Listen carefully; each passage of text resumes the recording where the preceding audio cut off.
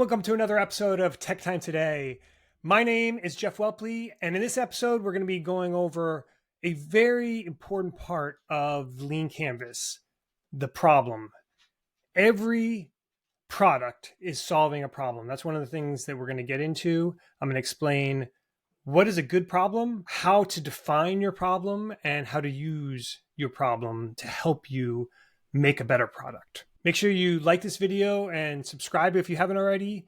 I'd love to hear your comments below about anything that we talked about today, what you think is a good problem, what problems you've solved in the past, anything you want to talk about. In the last video that I will link to in the description, we talked about the Lean Canvas, a way of simply describing your product, your business in one page. In today's video, we're going to be talking about the first and what I think is the most important part of the Lean Canvas, the problem. So there's, in my opinion, four main things to understand when you are trying to define what problem your product is trying to solve.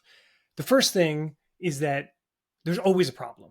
Sometimes I know from talking to many other developers, they think they're building something where there isn't really a problem. It's just for entertainment. It's just for fun. There's no problems. But the reality is that every product solves a problem. For Netflix, okay, let's say, for example, that is pure entertainment, right?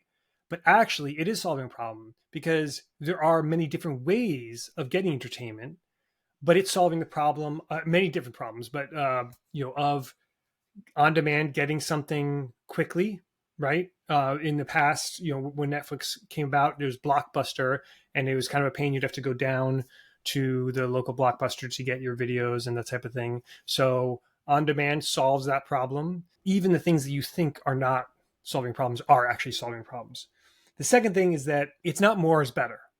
When you are defining what problems your product solves, the less is better. The least number of problems you could focus on.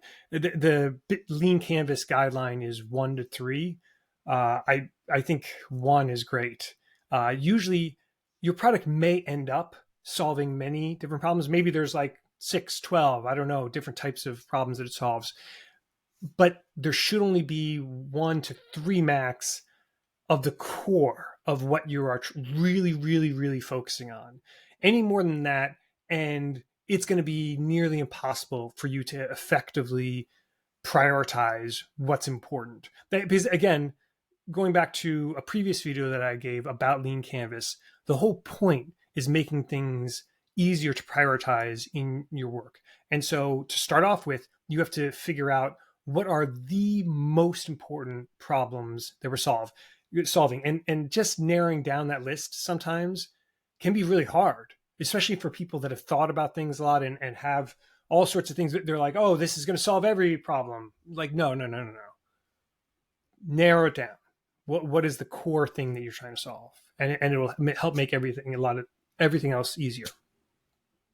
The third thing is that the way in which you describe it, it needs to be able to be said simply. The general rule that I have is that, like, if you can't describe that problem in just one simple sentence that's easy for people to understand, you may be actually solving a different problem than what you think, or you may not be actually understanding the problem yourself. When you understand something, you can talk about it in a simple way. I think that's just very true. And so sometimes the exercise of just taking what you think may be a very complex, very heavily involved problem and kind of boiling it down to just like that one simple statement, it can be very, very useful and help you in aligning your thinking, aligning everybody else who's involved in the product, their thinking, how to develop that product. And the final thing, 2 dimensions that are extremely important for understanding whether your problem is a good problem to solve. And so let me show you something. So we're going to be looking at an article from FutureSight, Mental Models for Startups, Pain and Frequency. I will link to it in the description.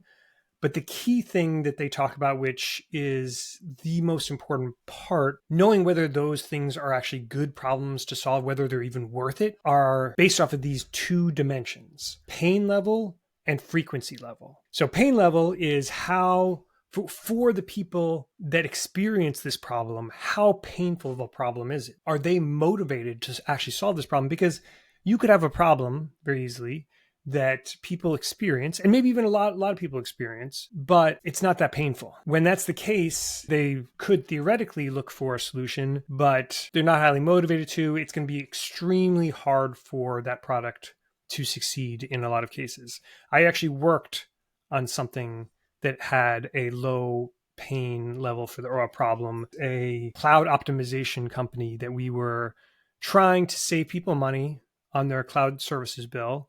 And we could save people thousands of dollars very, very easily. But even though people technically had this problem where they were overpaying for their cloud services, it was very low pain for them because it would be save them, we would save them best case like $5,000. But their biggest bill, a lot of companies, is employee wages. And just one employee is hundreds of thousands of dollars. So saving just like $5,000, even if it's not a crazy amount of work, it just doesn't go up high on the list for many companies.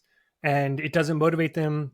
It doesn't end up that they will, even though they have this pain, they have this problem, it's not a high pain, so they won't actually get the product. And then frequency level is the other big dimension. If your target audience experiences the problem on a high frequency, so every day, every hour, every minute, I don't know, whatever, like very high frequency, then they're more likely to be looking for a solution that many times.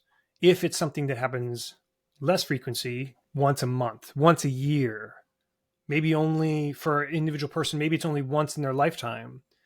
It's not that you can't have a product that's successful like that. It's just much, much harder. There's just different things that you have to do then to compensate for that. So it's not that you can't build a product with either low frequency and or low pain. It just makes it harder. So a product like TikTok, for example, the problem that it's solving, they experience that at a high frequency level. People are using TikTok, throughout the day. So that ends up being an easier thing to sell, to keep people involved, than something like insurance, life insurance. So life insurance is extremely hard to sell. Now it's lucrative, but it's very hard business to get into because it's so low frequency. The third dimension, which is kind of behind these two primary ones that I should mention as well, is the number of people that experience your problem. So obviously you want a high number of people. The product the problem that you're solving affects a high number of people. But I would put these two dimensions ahead of the number of people, as long as the number of people are over a certain threshold. And that's it for today. Thanks for joining me. In our next episode, we're going to be talking about the second part of the Lean Canvas, which is customer segments, another part that I'm really excited to talk about. So hopefully you'll join me then on Tech Time Today.